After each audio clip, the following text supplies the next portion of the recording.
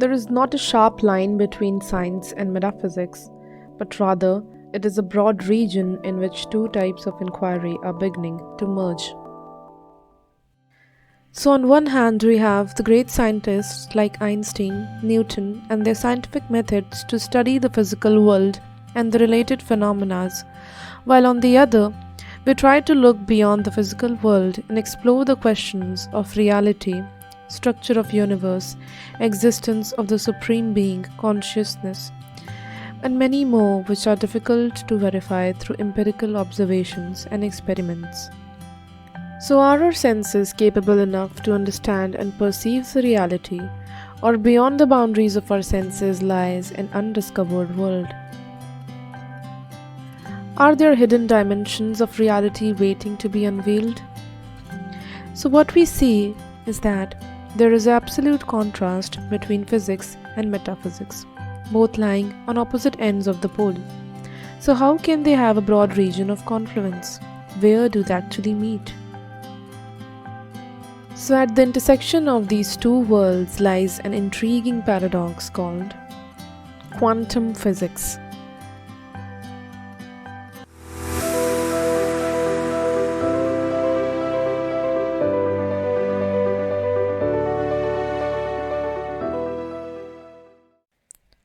Quantum mechanics has stirred up discussions about the true nature of reality, the strange impact of observation on the objects, and whether our thoughts can influence the outcomes. So, what is quantum? A quantum or quanta is the smallest discrete unit of a phenomenon. For example, a quantum of light is a photon, a quantum of electricity is an electron.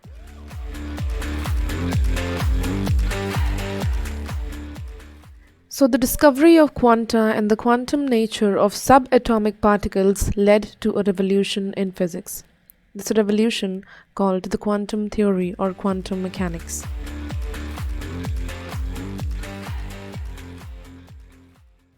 Quantum mechanics seeks to understand the behavior of these minuscule particles and the unique rules that govern them. It's a branch of science that uncovers the mysteries of the smallest building blocks of our universe.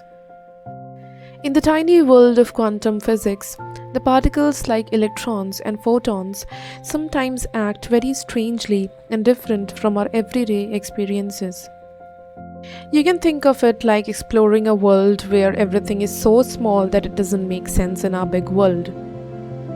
In quantum physics, particles can exist in multiple states simultaneously. But how is it possible that anything can exist in multiple states and multiple places at the same time? So we arrive at our first challenge to conventional reality, the challenge called quantum superposition. So let's understand this with an example. Imagine you are watching a horror movie. You must have seen that the ghosts in the movie are always unpredictable and elusive. You must have seen that until the main hero or the lead turns around, there is nothing, but as soon as he turns, there is a ghost close to his face. So, can we say that the ghost appears and disappears on the basis of our observance? Quantum particles like electrons also exhibit uncertainty.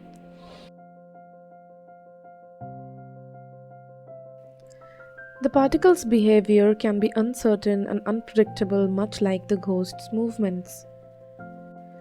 Also, you must have noticed how ghosts are present at multiple places at the same time. Quantum particles can also exist in multiple states at the same time, a phenomena known as superposition.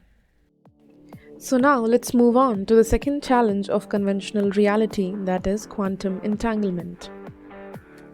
So, quantum entanglement is a bizarre, counterintuitive explanation of how two subatomic particles can be intimately linked to each other even if they are separated by billions of light years of space.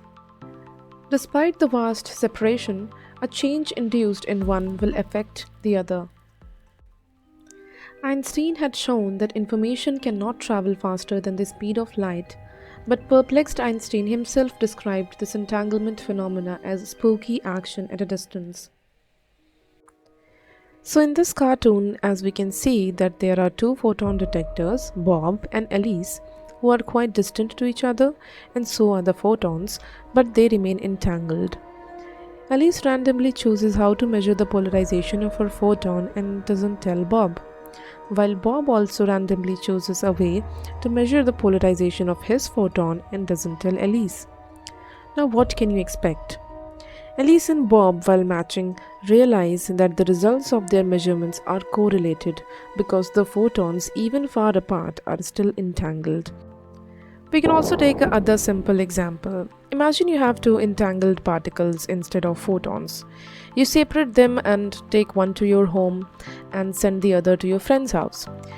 If you measure the state of one particle, let's say it's up, the other particle, no matter where it is, it will be instantly in the opposite state, that is down, following the entanglement rules.